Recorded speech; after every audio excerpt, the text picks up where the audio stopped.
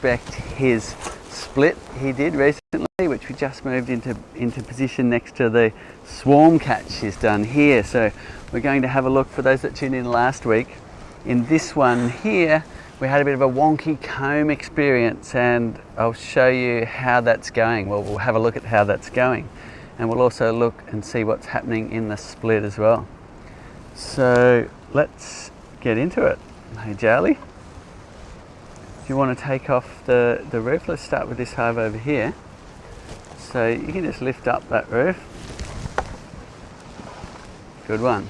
Now that one, you just need the chisel end of your tool under the cover, that's it. Very nice. You want to get off that inner cover there.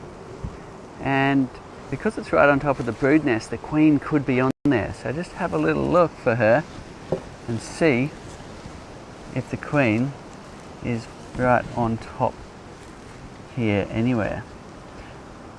Now I can't see her, but let's put that right in front of the hive so that in case she is there, she can just walk back into the hive. And if you've got questions this morning, then sing out, and Trace, who's in my pocket here on a phone, will read those out, and we'll get into answering those as we go. Okay, now let me see, you've got that hive tool there. Do you want to start pulling out some of these frames?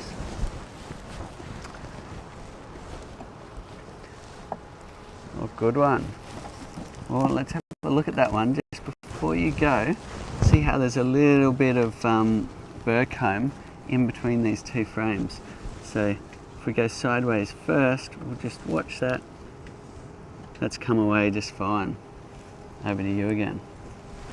Okay, any questions, put them in the comments and we'll get to answering them. For those that are just tuning in, we're inspecting Jarli's hives this morning, and this was a split. And let's see, are they building comb on the comb guides? Yes. Very nice.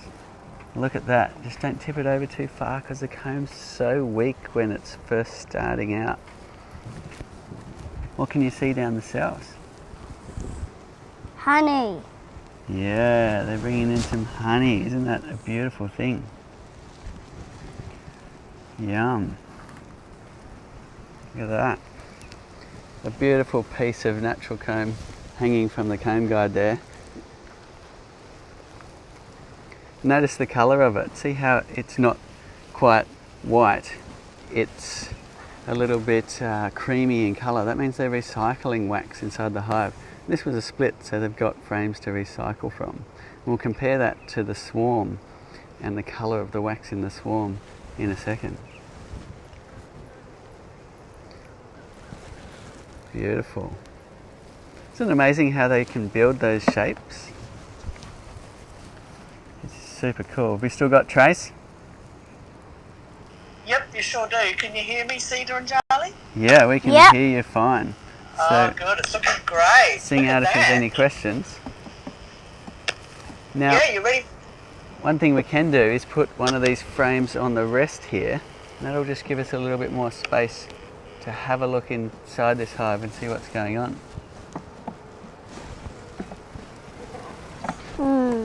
That one's empty, so they haven't got to that one yet. How about the next one? This one?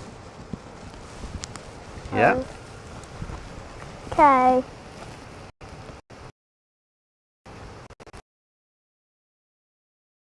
On that one. It's got two combs.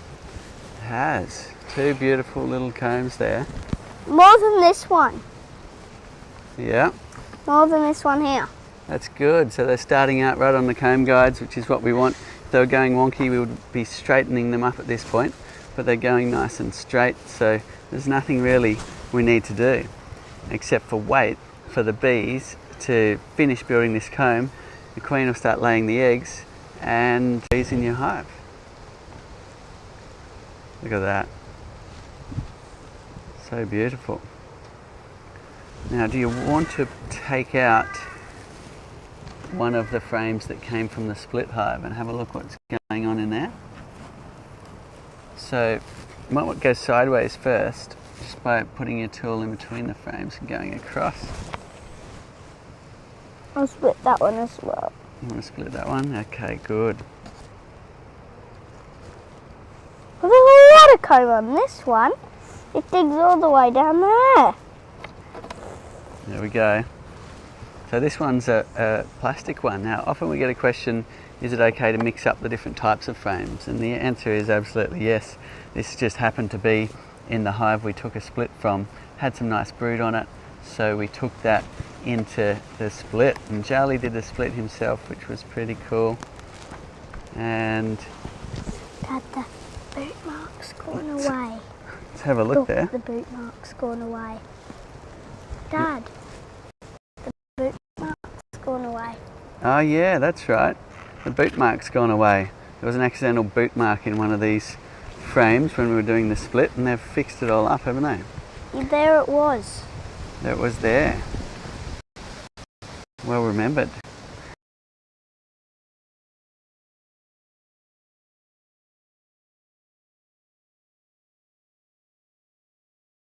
We've got honey, and in the middle we've got brood, and brood is the baby bees going through their larvae stage. They're going through their metamorphosis, and if you're lucky you get to see one emerging from its cell, chewing its way out, and then you'll end up with a fluffy new baby bee ready to do its work inside the hive. It's an amazing thing to witness. And I'm also seeing the queen right in the centre. Can you see this, Jarli? Okay, give us a thumbs up if you can see a queen. Now, this is going to be a little bit tricky. Where's the queen cell? Oh, is it a queen cell or is it the queen? It is the queen. See, just here. Oh yeah, there's the queen. Yeah. I can see it. So Right there. that's her. She's running away. She's getting a little bit shy now. She's just going over the top here and There she is. along there. It's amazing. She doesn't look that different to a lolly, and her abdomen's a little bit longer as well.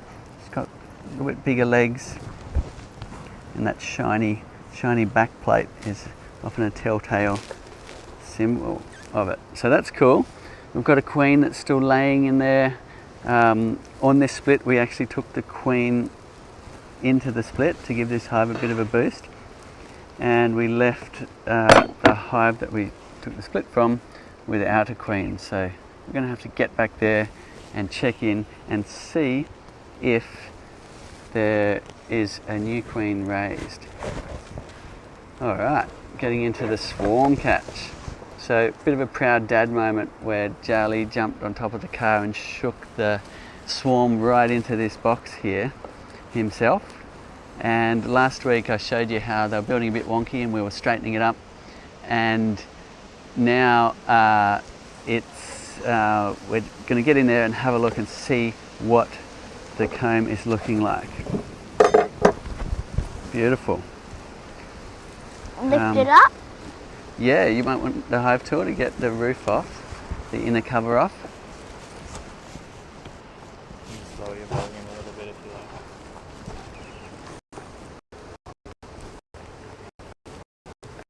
like. Okay. Well done, Jarli. Again, looking for a queen on here. Can't see her.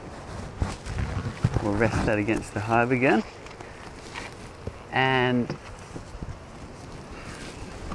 so there's a lot more activity on this. This was quite a big swarm. And now we're going to take out some frames. So how about we start with some over where they're easy to get out. If you start with the easier ones that aren't so built out, then you're less likely to rip any comb and things like that.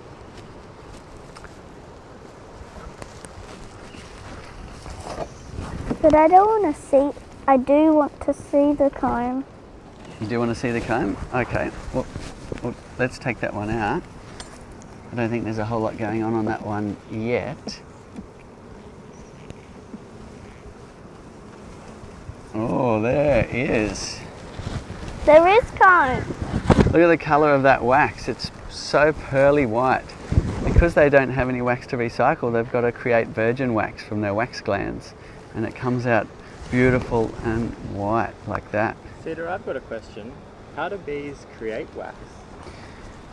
They use their carbon source, I guess, from the nectar. So sugar is a carbon source, and they do this amazing excretion of wax. I guess we have wax glands in our ears, but not to the same extent. But bees have wax glands for the purpose of excreting wax that they then can mould into the shape, and that's what they build their comb structures out of.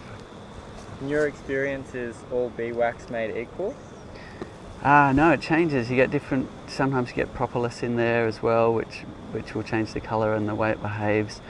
And sometimes it's this, sometimes it's bright yellow, sometimes it's more cream. And over time, wow, look at that, Jarli, don't tip it over too much. That's amazing. We've got another beautiful comb here. This swarm is doing amazing. They've only been in this box for almost 2 weeks now, and they're really getting into building their comb on these comb guards. Look at that. Jarli, can you tell everyone how old you are? I am 6. 6 years old and already doing beekeeping. Yeah, he's into it. How come you want to do beekeeping? Because it's fun, and I made the beehives and all the bee stuff because I'm going to make a roadside store. Ah, nice. To sell the honey? Yes. Beautiful. That'll be great. What are you going to do with the money? I'm saving it up. Okay. Very good. So we got any questions, Chase? Fire away. Yeah, great. Look, lots of people tuning in and loving the inspection and seeing Jarli and Cedar both doing it together. We've got a question from BB up in Brisbane. Just wondering when the hive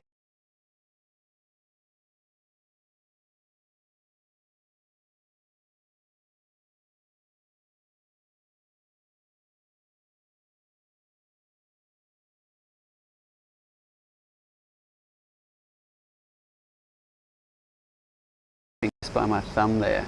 So that's ready honeycomb. So you can actually just chop a little bit out and enjoy that, and the bees will replenish it really quite quickly. Fantastic. Melinda's got a question for you. Down in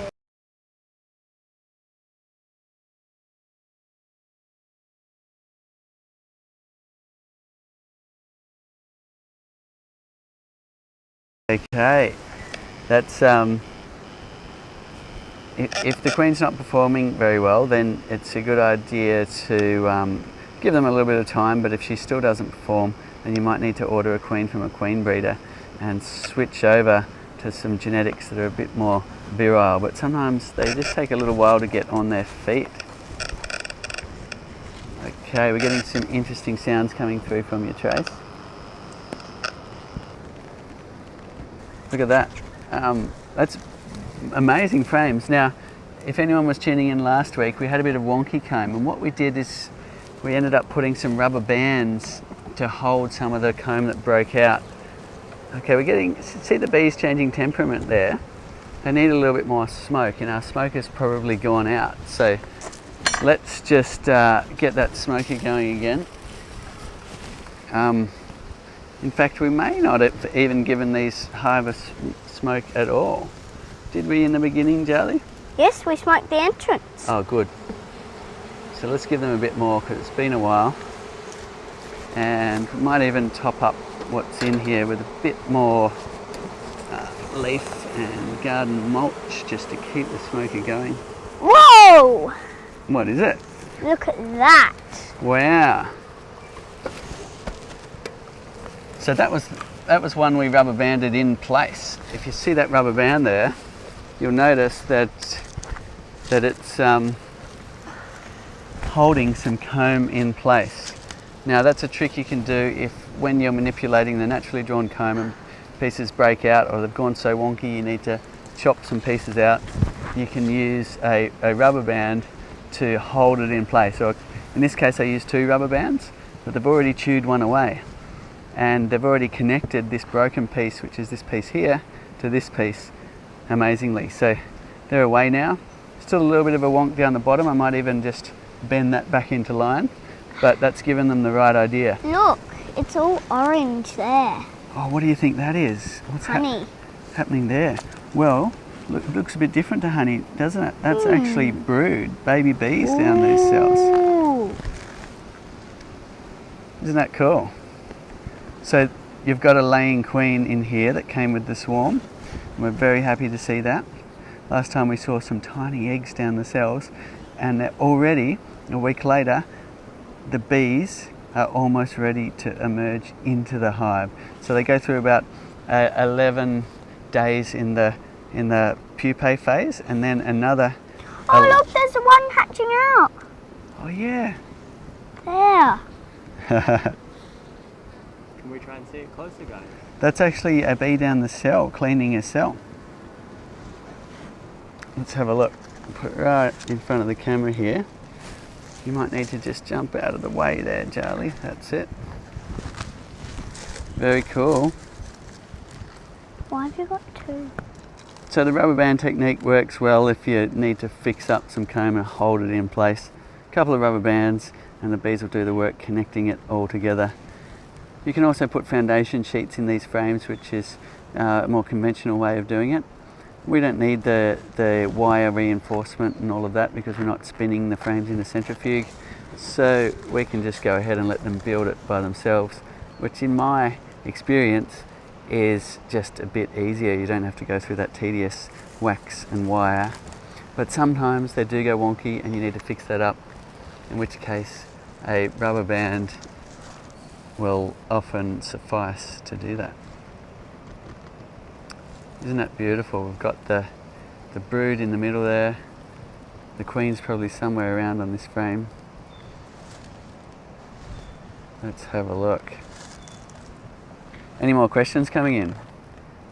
Yeah, Cedar, got a question. Just wondering if you add another brood box, should you put a few frames from the bottom box into the top box and sort of mix them up a bit? Okay, we're going to have to dial you in by a different method, Trace. We're getting that interference. Say that question once more. Just wondering if you add another brood box to your flow hive setup, should you move some brood frames up to that other box and mix them up a bit? Yeah, good idea. That'll help with naturally drawn comb. If you're adding foundation, you don't have to do that, but if you're going for naturally drawn, then to checkerboard the two boxes would be the go. So every second frame go upstairs, and that'll increase your chances of getting nice straight comb. Fantastic. Okay, just wait 1 sec. We're going to have to change over somehow. Right, there we go. You got me there, Seeds? Yeah, we can just hear. There's a lot of racket coming through, but keep going. Okie doke. James is asking from Doon, after receiving the bees in the brood box this week, just wondering, do they need to block the hole and let the bees going up into the roof? Look, I like to, but you don't have to. Some people like to let them go up there and build some natural comb that they can enjoy. I get sick of cleaning up comb in roofs, so I tend to block it and just keep them in the honey super. It's really up to you. Fantastic. James is asking, had a swarm and after the capture a few days later found the queen in the split box. The question is, with the original hive, how long before we should check if we need to re-queen it? Okay, so just mute again. Bees go through a larvae stage of about 11 days and then another 11 days in the stage where they're actually in their cocoon. So basically that's the time frame you'll be looking for. So if in 11 days you're not seeing any sign of brood on the frames, then you will need to rectify the situation by putting in a new queen in that hive. Now, sorry, I'm just dialing in on your question a little bit more. It can take some time for a new queen to mate, so what you'll need to be looking for is a queen cell. If there's no queen cells on the bottom of the frames and no sign of a queen, within about 3 or 4 weeks, then you will need to put another queen in or give them another frame that they can start rearing Dad. a new queen. Yep. Look at that bee over there. Oh yeah. Oh, that one got squashed in it. Well, it happens sometimes. Okay. I'm just going to fix up this little bit of comb here at the bottom, just by manipulating it a little bit here, like this.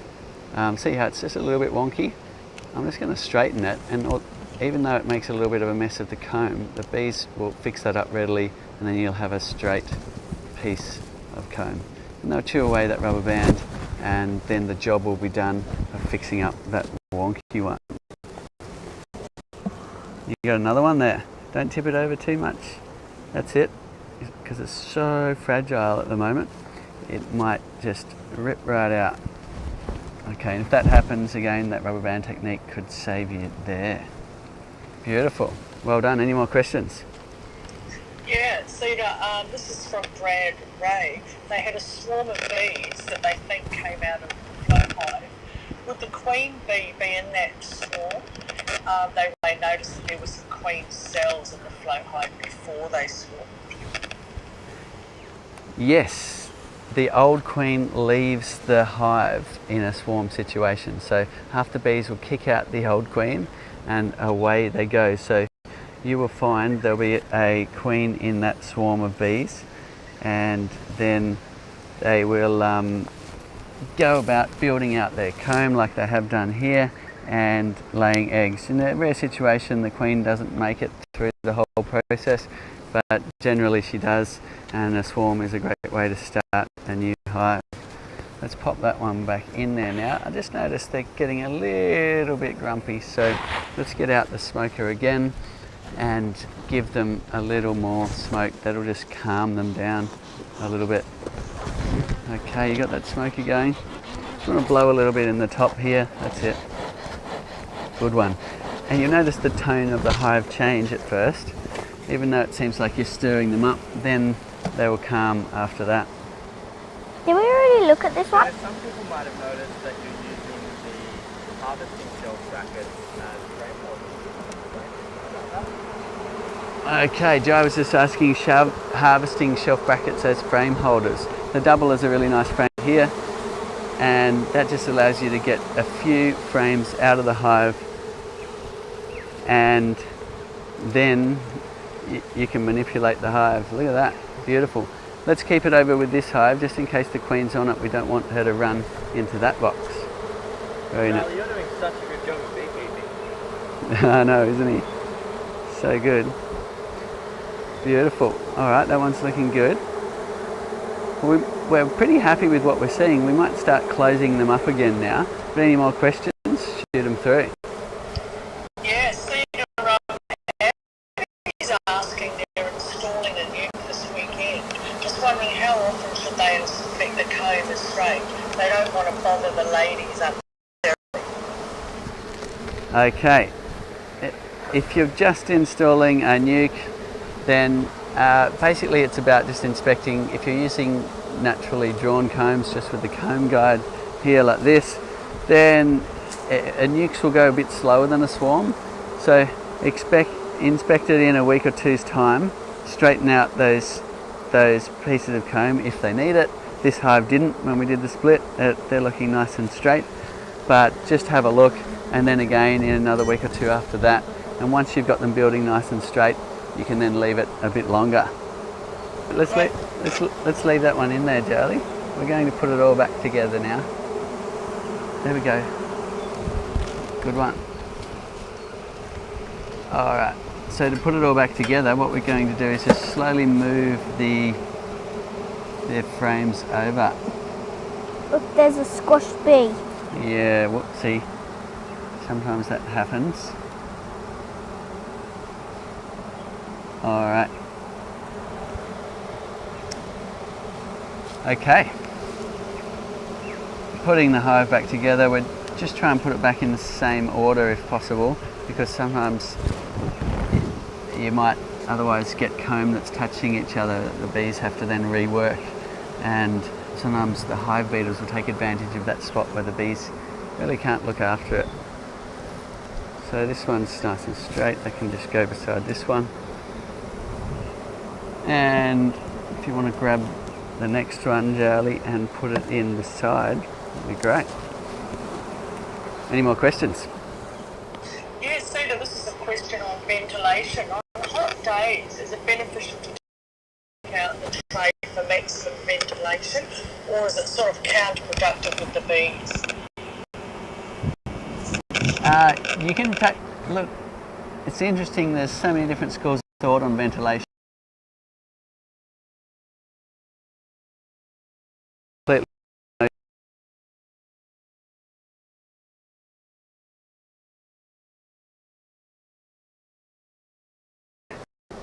Tray it all in the bottom. So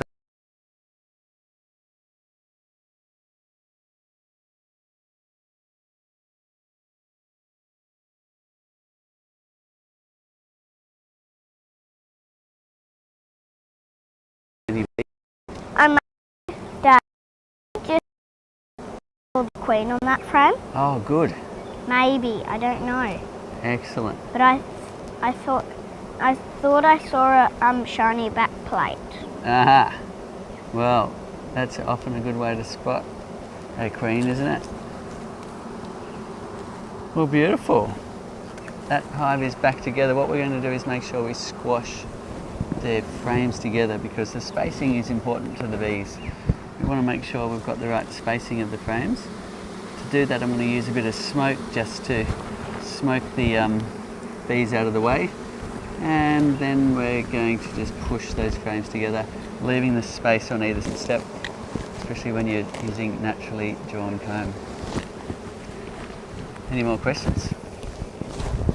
Yes, Cedar, here's a question. How many bees does a queen produce in a brood box per cycle? Okay, so she can lay up to 2,000 eggs a day, which is absolutely incredible. And she needs to do that when the bees are really strong in full flight, because if you imagine a worker bee, when they're foraging hard, might only last 3 to 4 weeks. And that means if you've got, let's say half the bees are going out to forage, you're going to have quite a big turnover of bees, and you'll need to replenish them, which the queen will do by laying up to 2,000 eggs in a day. That's amazing. Cedar, Jeanette's asking from down at North Harbour, can you use eucalyptus leaves in the summer? They've got a koala corridor. Absolutely. I often use eucalyptus leaves. Just whatever you've got around. Some people have their favourites, but I just use garden mulch or leaves from the ground, and that's pretty easy because it's always handy. Do bear in mind, in the fire season, you want to put this on a nice metal, like the lid of a metal garbage bin.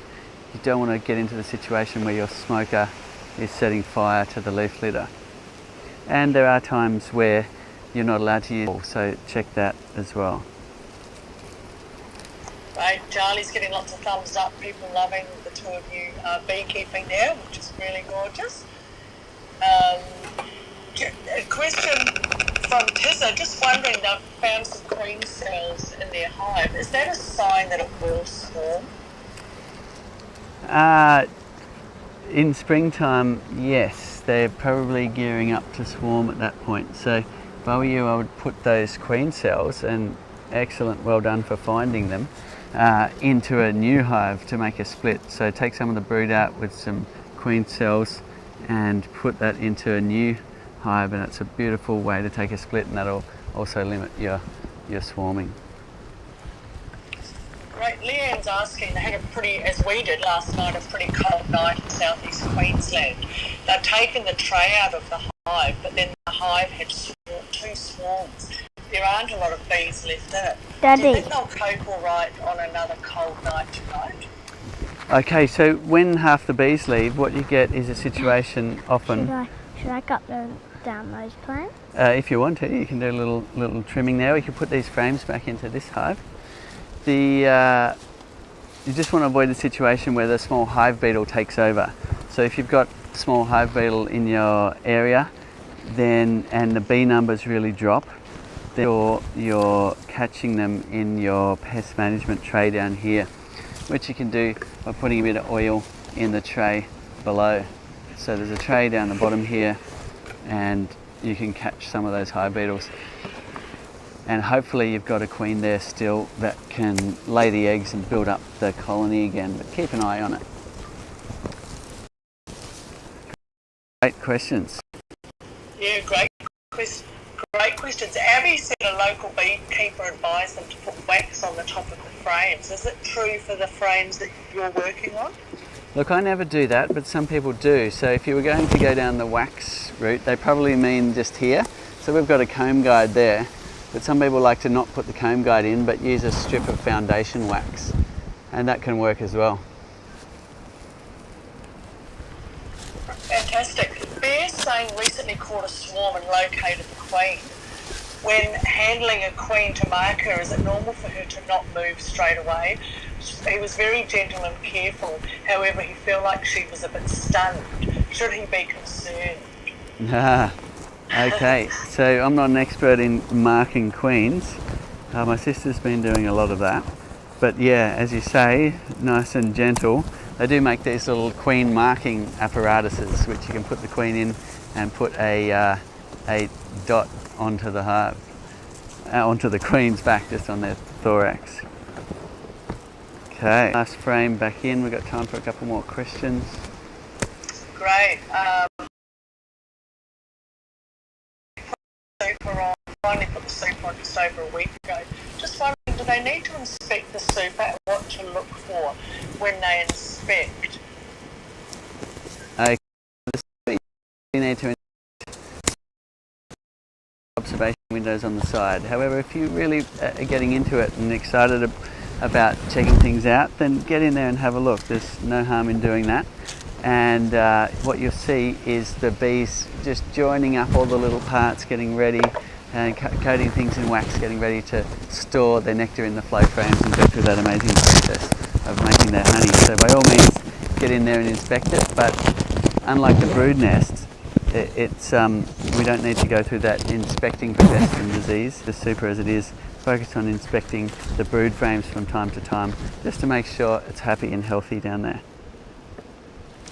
Great, because that was part of Pauline's other question, was they'd also had a bit of cross comb and had used the rubber band method. Just wondering when they would go back and inspect that. Okay, good to get in there a week or two later, just to make sure everything's working well and the bees are building in line, because just a stitch in time saves 9, just by pushing them into line. You know, this, believe it or not, was the first time I'd ever used the rubber band technique. I often find they just build straight on the combs and might only need a tiny little tweak, but there you go. This swarm went wonk. Hats off to you for getting straight in there and using the rubber band technique to fix up your combs. Okay. Cedar, what type of bees have you got in the hive here at the moment? So these are just a bit of a mix. I did purchase a bunch of what was called Italian queens, but I've also purchased Caucasian queens, and then they interbreed with whatever's around in the bush. So you'll find in your hive you've got dark bees, light bees, all sorts of different bees. And that's simply because the queen will mate with many different drones, and you'll get that genetic material in your hive and a bit of a diversity in there from all the flowers. Okay, that's all. I was just cleaning some of the wax off there. Don't really want them to be building a lot of wax under the inner cover, so I just cleaned some off. If you found it had any honey in it, you really want to make sure you pick that up and take it away. You don't want bees robbing any honeycomb that you've left around the place, or they get a taste for robbing, start stealing honey from other hives, and then you get into a situation where you've got pathogens spreading around from hive to hive, and in worst case scenario, that's you're spreading pathogens, and also weaker colonies can get robbed right out till they can no longer survive. So good beekeeping practice, if you do break off any comb, just pick it up and take it with you. Use it for making candles and things like that. just putting on the inner cover now, and we can then put our roof on. Okay, one more question. All right. Cedar, would you, apart from like what you're looking at for the cross comb in the brood box, what other things are you actually looking for to make sure that this hive is going to be all right, the swarm? So just making sure there's a laying queen. You need a laying queen in order to keep your hive going. So that is sometimes hard to find the queen, but just the presence of her is good enough. So you're looking down there for tiny grains of rice in the bottom of the cells, young larvae and brood. And if you've got that, then your hive's looking good. But you're also looking for signs of disease. So if you've got sunken dark cappings with piercings in them, that could be a sign of AFB or EFB. And there's a test you can do by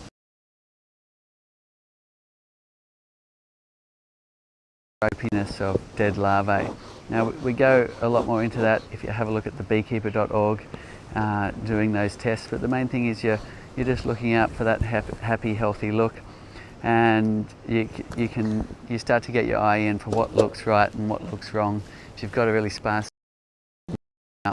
and there's sunken dark cappings, then you might need to investigate further to make sure you don't have disease. So always on the lookout for that. But otherwise, just checking that they're building nice and straight and everything's going good in the hive. Thank you very much for all your questions. Tune in again same time next week, and also let us know what you would like us to cover. And have a look at the beekeeper.org if you want a handhold and a good start in beekeeping. It's also regeneration and protection for bees. And thanks, Jarli, for catching this swarm and making your split